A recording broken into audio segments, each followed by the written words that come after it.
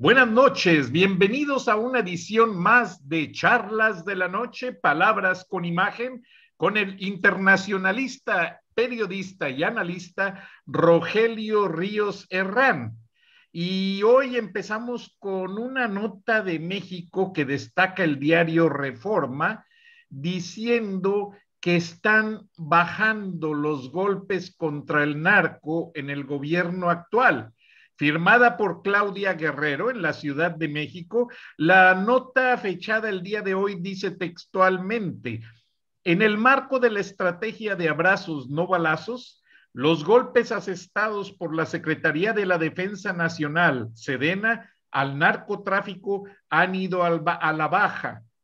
Un comparativo entre los primeros semestres del 2020 y 2021 revela una reducción en 9 de los indicadores, entre ellos erradicación de plantíos y aseguramiento de marihuana y amapola, cocaína, vehículos, armas, sujetos detenidos, el valor estimado de los enervantes y la cantidad de dosis destruidas. En la actual administración federal se han multiplicado las tareas encomendadas a las Fuerzas Armadas, que ahora también construyen, cuidan aduanas, distribuyen vacunas, adquieren y abastecen medicamentos, atienden hospitales, además de combatir el robo de hidrocarburos, participan en operativos migrantes y hasta actúan en las fiestas patrias. Según la Sedena, en el primer semestre del 2020 erradicó 1,501 hectáreas de siembra de marihuana frente a solo 466.7 hectáreas en el mismo periodo de este año, lo que representa una disminución del 67%. Ya habíamos estado informando que el ejército reconoció ante organizaciones militares con las que está asociado a nivel mundial un atraso de 69 años en su administración y modus operandi. Y esta nota del periódico Reforma, pues simplemente trae una gráfica que muestra el desplome de las confiscaciones de drogas, que ha bajado notablemente en los últimos 4 periodos presidenciales. Y pues, Roger, tú ya la viste porque me comentaste algo de esto, y realmente pues es muy triste. Tú mismo dijiste que las Fuerzas Armadas todavía gozan de reconocimiento, de respeto ante la ciudadanía. Yo también, yo de hecho de jovencito yo quería entrar al colegio militar y me llamaba mucho la atención. Y tengo muchos amigos que sí entraron al colegio militar. Y ahora es triste porque no es todo el ejército. Los corruptos son unos cuantos, Roger. Y mis mismos amigos me lo han dicho y me lo han hecho notar. Ahora hay conflictos entre la Armada de México, el ejército, ya son públicos. El secretario de la Armada de México dijo que hay mucha corrupción entre los funcionarios. ¿Qué opinión, como analista, Roger, tienes a este respecto? Gracias, estimado Frank. Me da mucho gusto saludarte a los amigos de Charlas de la Noche. Mira, Creo que tu volumen está muy bajo, Roger, súbelo a tantito. ver, con todo Perdón. gusto, déjame, a ver si ahí Ándale, sí, ya. mejora también. Ok, perfecto. Bueno, te decía muchas gracias, qué gusto de estar de nuevo en Charlas de la Noche. Mira, la nota es muy preocupante porque tratas pues, unir estos puntos y yo leía ayer, antier, el fin de semana, con esta información que se ha generado también por la presentación del presupuesto federal para el año 2022, que aumentaba los recursos destinados a las Fuerzas Armadas en general. Iba a ser unos 20,000 o 30,000 millones de pesos más que el año anterior. A las Fuerzas Armadas en su conjunto, ya matizando, decían ahí en las notas informativas, que para lo que es la Sedena, el ejército en sí, no era tanto el aumento, era más bien para la Marina, la Fuerza Aérea, equipamiento militar, de compra de equipo, de municiones y todo. Pero la cuestión es que de todas maneras en los últimos años, y es una tendencia que que López Obrador ha incrementado, no solamente siguió de gobiernos anteriores, sino lo ha incrementado, ha crecido año con año y a un buen porcentaje los recursos destinados en general a las Fuerzas Armadas. Pero si vemos, por otro lado, como bien informa el periódico Reforma, que digamos la acción práctica, los resultados concretos de decomisos en contra del narcotráfico, de hectáreas cultivadas destruidas, etcétera, van a la baja. Entonces lo primero que te preguntas, y como periodista es casi obligado, bueno, ¿qué están haciendo con el dinero? ¿Y qué justifica estar elevando constantemente el presupuesto cuando las tareas de seguridad pública y de seguridad nacional, por lo menos en el aspecto del narcotráfico, no están siendo cumplidas? Sigue la estrategia de abrazos, no balazos, y a fin de cuentas no hay resultados tangibles, concretos en esta área en particular. Puede ser que alguien diga, bueno, es que ese dinero es para todo lo demás que está haciendo las Fuerzas Armadas, construir aeropuertos, terminales de bancos, hacer limpiezas en zonas de desastre, etcétera, etcétera, etcétera, hacerla en la parte de la Guardia Nacional de policías contra migrantes, todo eso. Pero caramba, si además vemos que con estos cambios internos en la administración de la SEDENA, de la Secretaría de la Defensa Nacional, la creación de una comandancia general del Ejército y un Estado Mayor Supremo que tendría bajo su mando, al frente estaría un comandante militar, digamos, del ejército regular, pero tendría bajo su mando este Estado Mayor a la Marina y a la Fuerza Aérea. Entonces es como te dijera, una toma de atribuciones que se da a la Sedena y que yo no veo la justificación en términos de lo que están haciendo en la práctica, concretamente, contra los recursos que están consumiendo. Porque además son recursos, estimado Frank, que bien podrían emplearse en otras cosas urgentísimas en México, ¿no? Entonces, ahora, no Roger, sé. perdonando la interrupción, ¿no se amerita también ahí la Guardia Nacional, que tanto la ha empujado López Obrador a que sea militarizada y que les ha dado tanto presupuesto? Este año la Guardia Nacional se le volvió a aumentar el presupuesto en un 40%, que son 2.500 millones de dólares, de acuerdo a los reportes que existen. Sí, sí. Es un dineral. También uno dice, este órgano de Guardia Nacional que sustituye a la Policía Federal que existía antes de esto, que no era militarizada, que era un órgano autónomo con su propia oficialidad, comandancia, etcétera, ahora pasa al dominio militar. Si esto no es militarización de México, entonces pues yo no sé qué sería, ¿verdad? Y cuando todo esto lo vemos, uno diría, bueno, administrativamente a lo mejor lo que quieren hacer es más eficiente el manejo de los recursos militares. Bueno, podría ser un argumento, pero hacerlos eficientes en la mesa y en la burocracia, ¿pero para qué? ¿Qué clase de resultados van a dar? Sí, como ya se ha visto y a lo largo de eventos recientes se ha confirmado, sigue vigente la política de no enfrentarse, de no contener, de no atacar y no enfrentar con la fuerza legítima del Estado a los narcos. En los últimos eventos en Sonora, en una de las carreteras principales de Sonora, que va a dar a la frontera precisamente con Estados Unidos, hubo un enfrentamiento, hubo un video que circuló, pero profusamente en las redes, cuando unos narcos en una camioneta armados y todo, están a 20 metros de una camioneta con Guardia Nacional, armados y con la metralleta en la caja y todo. Y los guardias se quedan pasmados y los propios narcos les dicen, bueno, ya, ahí muere, ya váyanse, órale, lléguenle así en su lenguaje, ya te imaginarás, ¿no? Pero pues todo México sorprendido de qué se trata. Llevar al absurdo eso de abrazos, no balazos, porque eso es un absurdo, no sé, inexplicable, estimado.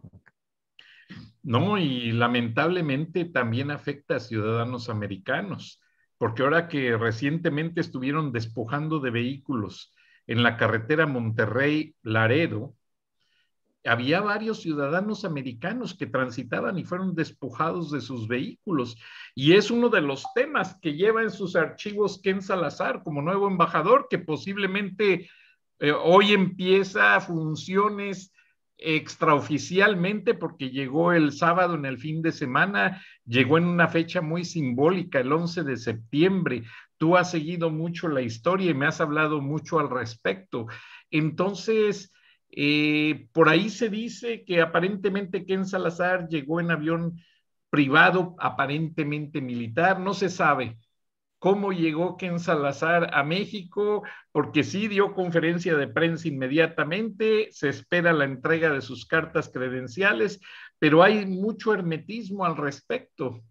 Al respecto de cómo llegó, fíjate que circularon fotos de él en el aeropuerto de la Ciudad de México, que llegó con sus familiares y todo, pero tengo entendido, por supuesto, que no fue en vuelo comercial, entonces habría que investigar más sobre el asunto, lo voy a hacer. Probablemente esto de haber salido por una sala, digamos, de las ordinarias del aeropuerto, habrá sido una estrategia también de comunicación para suavizar el asunto, llegar con la familia. Traía un sombrero, por cierto, este, así de estilo tejano, le llamo yo, aunque él es originario de Colorado, y venía vestido informal. Viene con la mejor disposición de trabajar duro en México. De inmediato dijo que el martes, mañana martes 14 de septiembre, tiene ya una cita agendada con el presidente López Obrador.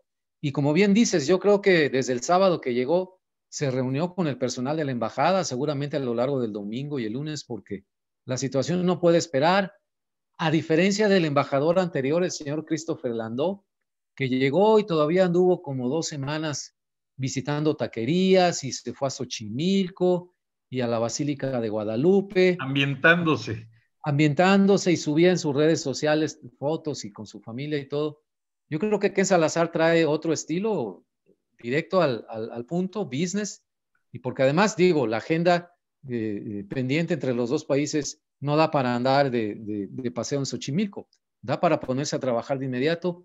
Le voy a dar puntual seguimiento a todo lo que haga, porque la cita de mañana en Palacio Nacional con el presidente no es nada más de protocolo, de presentarle ahí sus credenciales y todo como acostumbran a hacer los nuevos embajadores.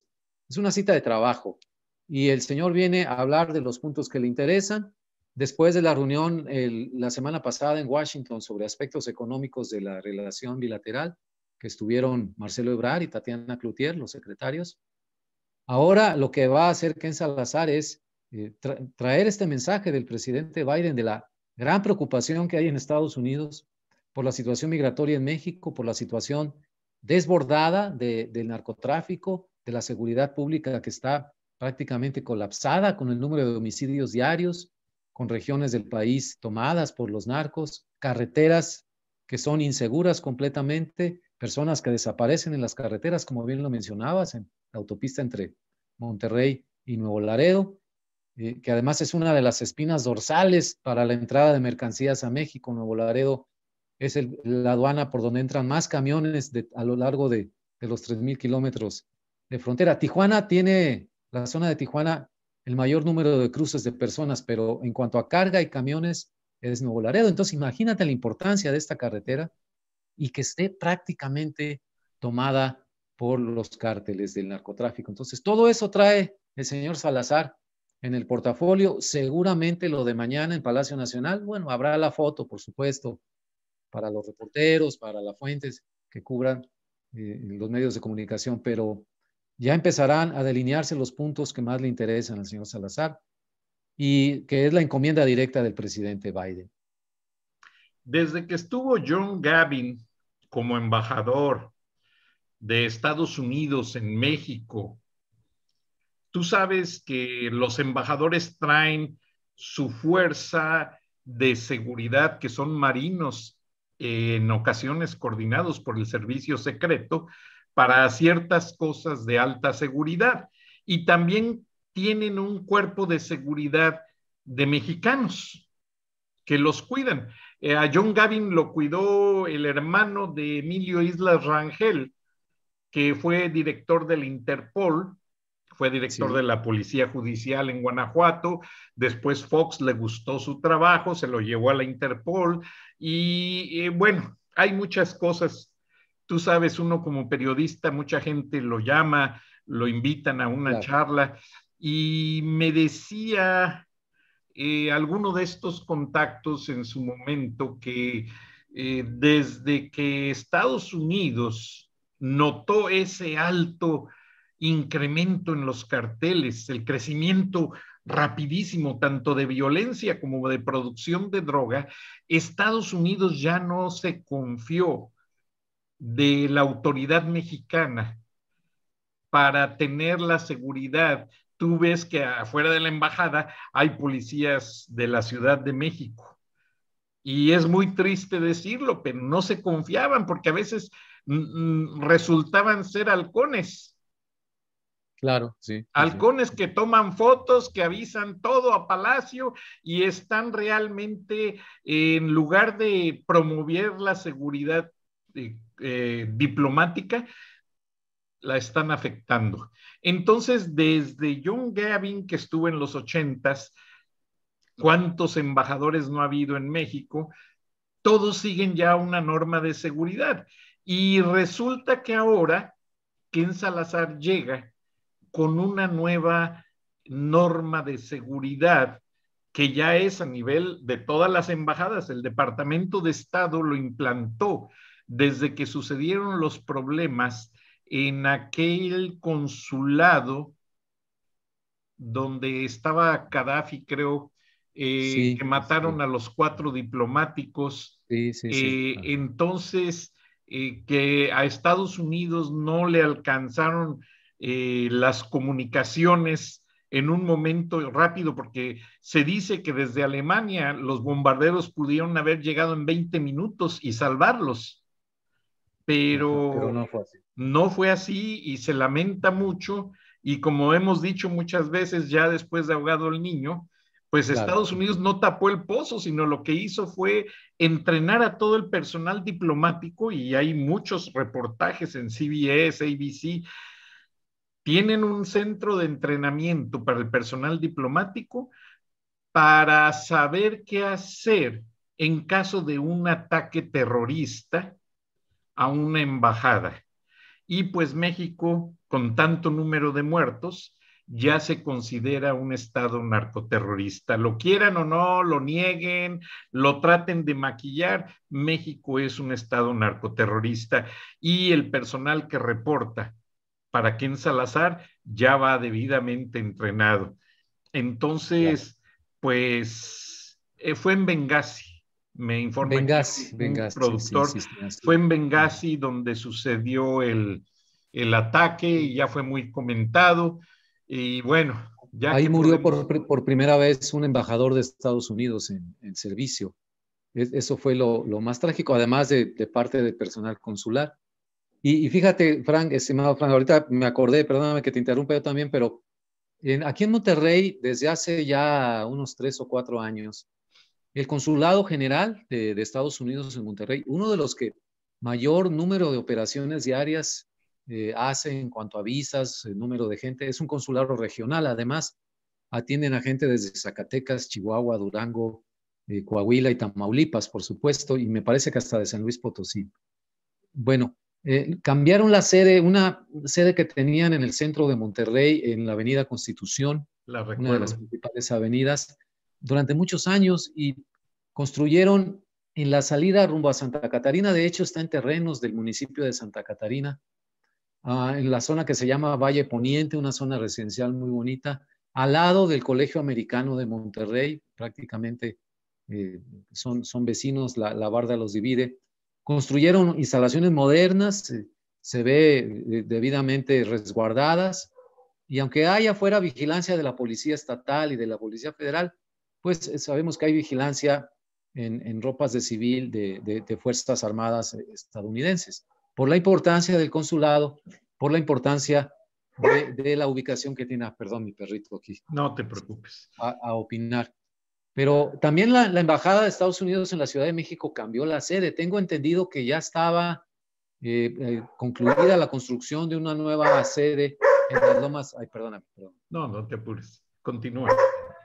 En las Continúa. Lomas de Chapultepec, en una zona de las parte nueva de las Lomas de Chapultepec, que les daría mayor protección que lo que tenían en Paseo de la Reforma. Ignoro si en Guadalajara habrán hecho algo similar con la sede consular. Hay otros consulados grandes en El Paso, en Tijuana, pero por lo menos de la Ciudad de México y de Monterrey ya se hizo este cambio de sede, también tiene que ver por razones de seguridad, no solamente de aumento del volumen de personas. Sí, Roger, yo estuve hace poco, básicamente visitando familia y pasé por Guadalajara y me robaron el pasaporte y la visa o una tarjeta que tengo para cruzar la frontera en caso de emergencia, que a todos los mexicanos se la dan. Es más, déjame ver, no la traigo aquí mi cartera para mostrarla, pero esa tarjeta funciona como pasaporte y nos las dan a los mexicoamericanos y a los canadienses americanos. Y resulta que me la robaron y tuve que ir al consulado a reportarla. Y como tengo un nombre muy común, Francisco M. Durán, Ajá. pues imagínate cuántos Franciscos M. Durán no existen. Ah, caray. Sí. Miles. Incluso uno que fue a balacear la Casa Blanca durante la administración Clinton, él era Francisco Martín Durán, veterano de guerra, pero él se escribe Francisco M. Durán, incluso hasta me asocian con él. Me han llegado a poner en documentos que soy veterano de guerra. Me han llegado a asignar la clave y todo. Y tengo que ir a aclararles con documentos. No, yo no soy ese Francisco M. Durán. Yo soy ciudadano americano, pero no soy ese Francisco M. Durán. Entonces, también por esa razón, yo empecé a usar el Frank Durán Rosillo, porque me quitó muchos problemas. Hay menos Frank Durán Rosillo que Francisco M. Durán. M. Durán, fíjate. Entonces, para mí ha sido un gran problema. En ocasiones, en las pasadas en los aeropuertos, pues ya renové mis documentos, pero sí de repente los oficiales me dicen, Mr. Durán, nada más tenemos que verificar que sea usted. Y ya me ponen en la computadora huellas dactilares, los biométricos, y ya paso. Pero tienen razón, no los culpo. Sí, sí. Me explicó un amigo que está en aduanas de Estados Unidos, me dice, mira, Frank, de cada 10 personas se nos cuela uno con documentos falsos. Mayor parte mujeres. Ah, sí, mira, qué curioso. Porque las mujeres, y está en la inteligencia de los Estados Unidos, las mujeres se pueden pintar el pelo, se pueden cambiar diferente, usan lentes. No, las mujeres son unas maestras para cambiar la personalidad y uno de hombre no. No, pues ya gordo, te rasuras, sí. barrigón, ya, nada más va uno a dar lástimas. Ya no puedes disfrazarte de nada, ¿no? De nada, ni de maricón, porque no me la van a creer. Entonces, pues te lo digo, estamos en una charla informativa, Roger, no se ofenda la audiencia, sí. Pero realmente esto es, en Guadalajara están en planes de renovar, sigue existiendo el consulado, y algo que me llamó mucho la atención del consulado que mencionas que estaba en la Avenida Constitución en Monterrey, es que las veces que viajé a San Salvador, el edificio es exactamente igual al de Monterrey. Ah, mira. Ajá. A diferencia que por la guerra, al edificio de San Salvador le pusieron una malla amarilla que deja pasar la luz, pero esto es con una estrategia militar. Si alguien arrojaba una bomba, la bomba se regresaba a quien la arrojaba y no estallaba en el edificio.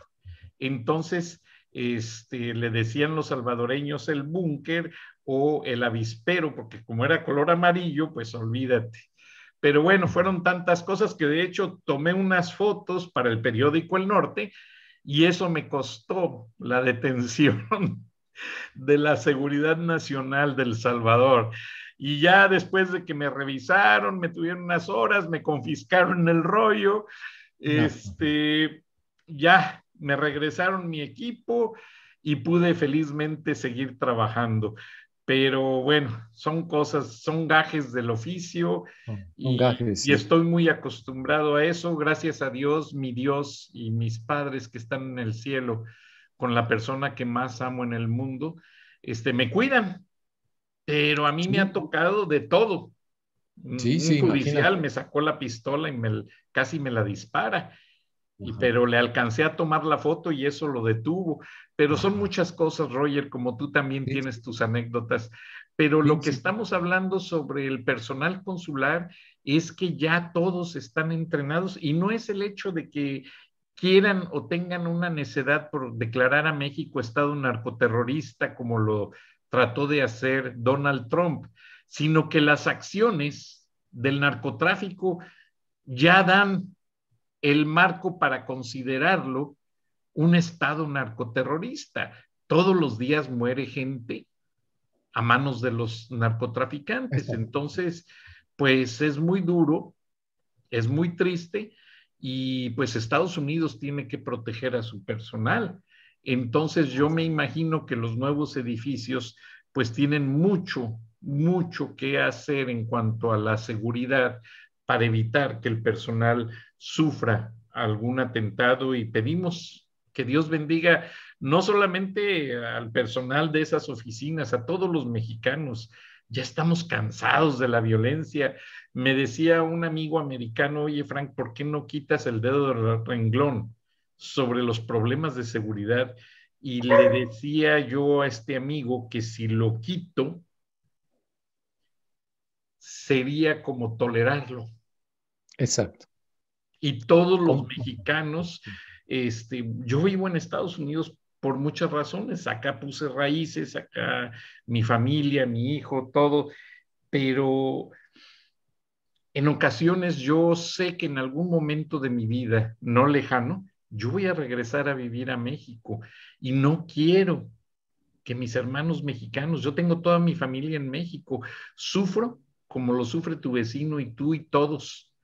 Sí, sí. Que salen con la bendición de Dios y yo sé, porque yo lo viví, yo sé. Entonces, mucha gente critica a los Estados Unidos, pero yo le decía a una persona, ahora que se celebró el 20 aniversario de septiembre 11, le Sí. dije a esa persona, mira, americano, Sí. le dije, mira, te lo digo con la experiencia de haber vivido en 3 países. Si Estados Unidos, que no es intervencionista, Estados Unidos es un país que defiende la democracia, la soberanía de los pueblos. Por eso las Naciones Unidas tiene su edificio en Nueva York. Si Estados Unidos no se preocupara por la seguridad del mundo, que esa causa viene de la posguerra, Estados Unidos no quiso ser bélico hasta que se vio obligado después de la guerra, y tú lo sabes como internacionalista, Estados Unidos tuvo que intervenir y Rusia venció a los nazis porque tuvo mucho que ver el frío y que las tropas nazis se atascaron sus cañones al tratar de hacer la invasión a Rusia. Pero Sí. Estados Unidos liberó Italia, intervino en Es. Alemania, en Francia, y fueron cosas que la Unión Europea no deja de reconocer. El asalto a aquellas playas donde liberaron de los nazis, el D-Day famoso, Sí. son muchas cosas y han muerto millones de americanos en guerra, pero ha sido para decirle al mundo que la paz y la justicia son la base de la democracia.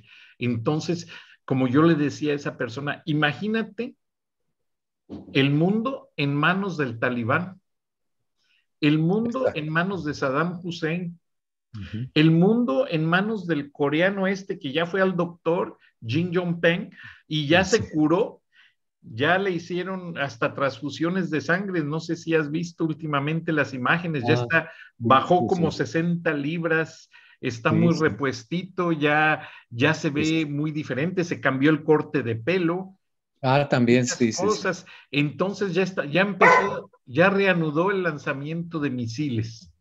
Entonces, Sí, ayer domingo. es preocupante, Roger, es preocupante. Y no es que los Estados Unidos sea intervencionista, es que Estados Unidos, ante la experiencia de la Segunda Guerra Mundial y varias más, ha tenido que tomar la definición de defender y postular el principio de mantener la seguridad y apoya a la OTAN, la Organización del Tratado del Atlántico Norte y varias más, precisamente para evitar que uno de esos misiles caiga Dios no lo quiera, en otro país. Y entonces esta situación pues nos pone a pensar a todos y cada embajador de Estados Unidos pues tiene que ser un gran negociador y es hacia donde voy, que tú lo has manejado muy bien. Ken Salazar, ¿crees que haga algo para minimizar este margen terrorista que existe en México?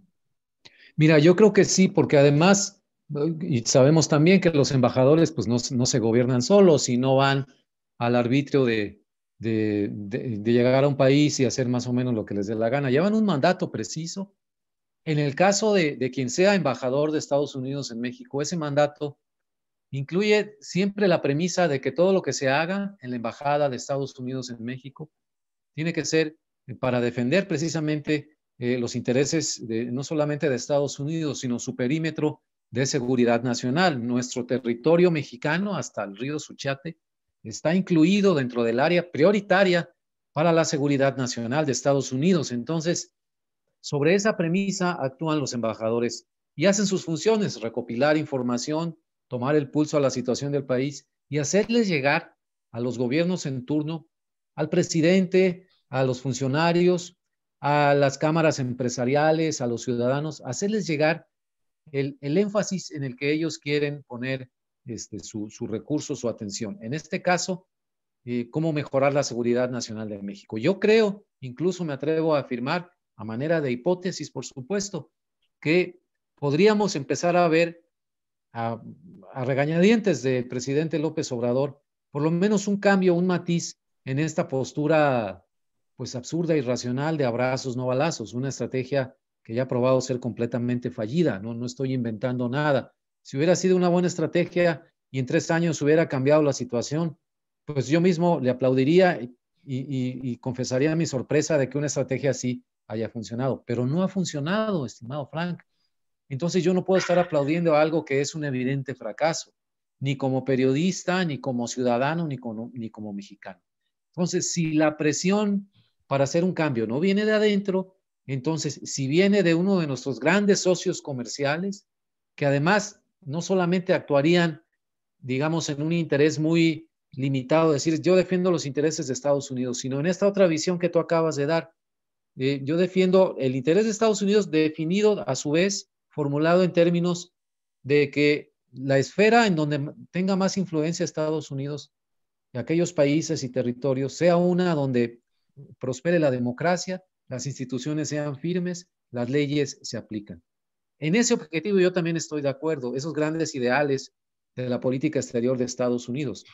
Y creo que deben concordar con lo que muchos mexicanos, y para el caso salvadoreños, hondureños, quisieran, que sus gobiernos ya no fueran corruptos, que sus gobiernos funcionaran, no nada más sean una máquina de robar y depredar los países, y que en efecto estuviéramos viendo no un mundo igualitario, pero sí un mundo en el que la desigualdad no fuera tan grave y se pudiera vivir relativamente en paz. Sabemos que 100% de paz pues no es posible, siempre habrá delincuencia, siempre habrá muchas cosas, pero no la combinación que tenemos ahorita de que sales en la mañana y te despides de los vecinos y esperas volver a tu casa en la noche, pero no sabes qué te pueda pasar en cualquier parte de México, en las grandes ciudades, en los pueblos más alejados. Es una lotería, es salir con el Jesús en la boca, como se dice acá, porque pues no sabes qué va a pasar. Pero eso es, si Ken Salazar viene con ese posicionamiento y coincide con los deseos de muchos mexicanos de que su país realmente ya no se viva en esta angustia de balaceras y ejecutados de todos los días, pues adelante. Aquí en Monterrey yo tengo la costumbre de leer las secciones policíacas del norte del periódico en el cual trabajé, pero además pues los Trabajamos, noticieros, amigo. trabajamos, así Y yo es. fui de la policíaca, yo me hice La en la policíaca, policíaca. sí, porque para asomarte a una ciudad, en particular a una ciudad de buen tamaño y todo, y ver no solamente la sección de negocios y las empresas y las industrias, a cualquier ciudad, lee primero no, la sección de seguridad, la policíaca. Eso te da el verdadero rostro. Aquí en Monterrey, y te lo puedo confirmar con las notas más recientes, no hay menos de 5 ejecutados, asesinados diariamente por balaceras, por atentados, Es decir, no que perezcan en un accidente de automovilismo, bueno, eso pasa todos los días, sino que fueron atacados por cuestiones de violencia, porque están relacionados con el narco, ve tú a saber, porque los asaltan, personas que se resisten a un asalto. Entonces, claro que no queremos ese México. Y si hay coincidencias en el interior y en el exterior con esos objetivos, pues ya no estamos limitados por la antigua mentalidad de que la soberanía nacional exige que nada más los intereses de los mexicanos, no, ya somos ciudadanos universales. Sí, el Tratado de Libre Comercio nos obligó nos ya, obligó, y entonces. esos 60 millones de mexicoamericanos, ya hay gente que tiene familia en ambos lados de la frontera, Claro, y como dijo Eva claro. Longoria, que está casada con un mexicano, Pepe Bastón, dice, a muchos mexicanos no atravesamos la frontera nos atravesó a nosotros. Exactamente. Entonces, ya somos parte de este mundo, y te lo digo porque el senador Marco Rubio, miembro del Comité de Seguridad Nacional, cuando López Obrador acusó al gobierno norteamericano de intervencionista, que lo ha mencionado, Ya lo ha dicho, sí. el senador Marco Rubio, solamente que no lo publicaron porque no se tradujo, pero está en inglés, hizo una declaración sobre Cuba, ahora que hubo tanto coqueteo y que va el presidente cubano a presenciar y a casi a presidir el desfile del 15 de septiembre, y el grito. Oye, qué vergüenza, porque el senador Marco Rubio les aclaró a los mexicanos y a los cubanos. Marco Rubio es cubano-americano, y les aclaró que si Estados Unidos fuera intervencionista, cuando la crisis de los misiles en el gobierno de Kennedy, si Kennedy se hubiera decidido, pero era un pacifista, y qué bueno, todos somos pacifistas, hubiera invadido Cuba, pero no quiso, no quería derramar sangre. Pero si Estados Unidos fuera intervencionista, Estados Unidos no ha cancelado programas que de cierta manera ayudan a los cubanos, programas turísticos, aprobaron la ida de familiares de turistas, de cubanos americanos, se le paga una renta de casi $500,000 al gobierno cubano por la renta de Guantánamo Bay, por la base que tienen allí. O sea, son una infinidad de cosas que tanto en Nicaragua como en Cuba como en Venezuela, las petroleras en la bahía de Maracaibo tienen la mayor inversión petrolera en el mundo. Ni Kuwait ni los Emiratos Árabes Unidos han invertido tanto dinero, Estados Unidos, como en Maracaibo, en Venezuela. ¿Y qué pasa? Que hasta pusieron esas acciones en los mercados de varias compañías expertas en valores, en inversiones, para que se estuvieran oficializando en el mercado. Y toda lo que es la zona petrolera de Venezuela tiene una fuerte inversión mundial, internacional, principalmente de Estados Unidos, y aún así Maduro se queja y ataca a Estados Unidos. ¿Qué pasaría si Estados Unidos no pusiera esa inversión en las petroleras? Estaría Venezuela más emproblemado que nunca. Entonces, hay muchas cosas, Roger. Lamentablemente el tiempo se nos ha acabado, pero tienes cosas en el tintero. ¿Qué te parece de la visita del presidente cubano, casi paralelo a la llegada del nuevo embajador de Estados Unidos, Ken Salazar, a México para celebrar la independencia del país? ¿No se te hace una ironía? Una ironía muy grande estar haciéndole caravanas a un gobierno que apenas en el mes de julio pasado empezó a reprimir a la gente que salió a las calles en Cuba, en varias ciudades cubanas, un movimiento social espontáneo, ciudadano, muy extenso.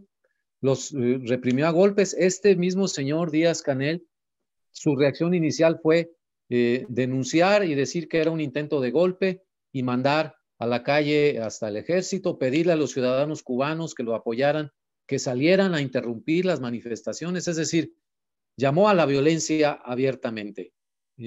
No aguanta la crítica, no tolera precisamente las protestas sociales. Bueno, a este señor le estamos haciendo caravanas en México. Tuvo que retroceder un poco en sus posiciones ante la presión internacional, tuvo cierta apertura, algunas concesiones a las libertades de las personas, muy pocas, prácticamente para tratar de taparle el ojo al macho. Entonces, con una protesta social en Cuba en marcha, no solamente de julio para acá, desde hace 2 años hay diferentes tipos de movimiento, el movimiento San Isidro, artistas que han hecho huelgas de hambre. Ahora este movimiento de julio fue de ciudadanos en todas las ciudades de Cuba, hartos ya de la ineficiencia del gobierno, de las carencias terribles que hay en la isla, ¿no? Para conseguir 1 litro de aceite hay que hacer horas y horas y horas de fila, cola, como le quieran llamar, en las tiendas que casi no tienen abastecimiento. El gran contraste que hay entre los cubanos de la élite, y que ellos sí tienen sus sueldos, ganan en dólares, tienen acceso a los lugares a donde van los turistas, cerrado por completo para el resto de los cubanos, en fin, todo lo que pudiéramos decir. Bueno, a este señor se le va a recibir con caravanas en Palacio Nacional, como si fuera un símbolo de la libertad, como si fuera un modelo a seguir. Por Mucho, segunda mucho, muy ocasión. lamentable. Por segunda ocasión. O sea, es muy triste, Roger, y nada más para cerrar el punto, porque el tiempo nos apremia, la compañía que te digo que invirtió, compañía norteamericana que invirtió es Goldman Sachs, y realmente planea hacer más inversiones en las petroleras venezolanas, cosa que no les inspira ya hacer en Pemex. Fíjate lo importante y lo triste de la situación.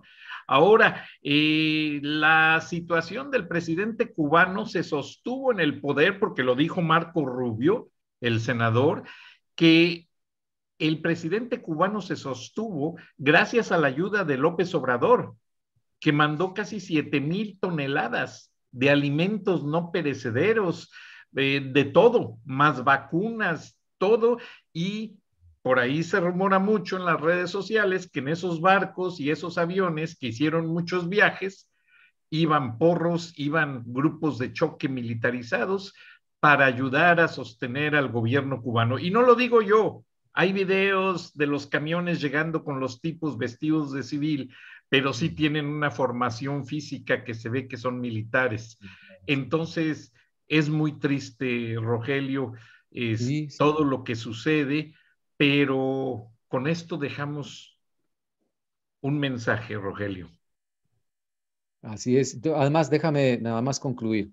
Mi simpatía total y absoluta y desde hace mucho tiempo al pueblo cubano, a ese gran pueblo luchador, creador, alegre, talentoso, que ni ante la adversidad de décadas y décadas de penurias económicas ha disminuido su alegría, su capacidad de cantar, su ritmo. Yo viví un tiempo durante mi niñez en el puerto de Veracruz, en el Golfo, y ahí había mucha influencia, había cubanos que habían llegado desde hace muchos años. Bueno, y decían que ellos se sentían en México, en particular en Veracruz, pero en México en general, como en su casa, es decir, que no se sentían en un país extraño. Entonces, hay muchos lazos con los afinidad, cubanos. Mucha afinidad con el pueblo cubano. Esa no se va a perder jamás y eso no quita que debamos elevar la crítica cuando es justificada en contra de su gobierno. Exacto. Pues Roger, no me queda más que agradecerte a ti y a toda la audiencia y pues mañana nos escuchamos y nos vemos en otra charla de la noche. Gracias a todos, buenas noches y estaremos en contacto, mi apreciado Roger. Hasta entonces. Gracias.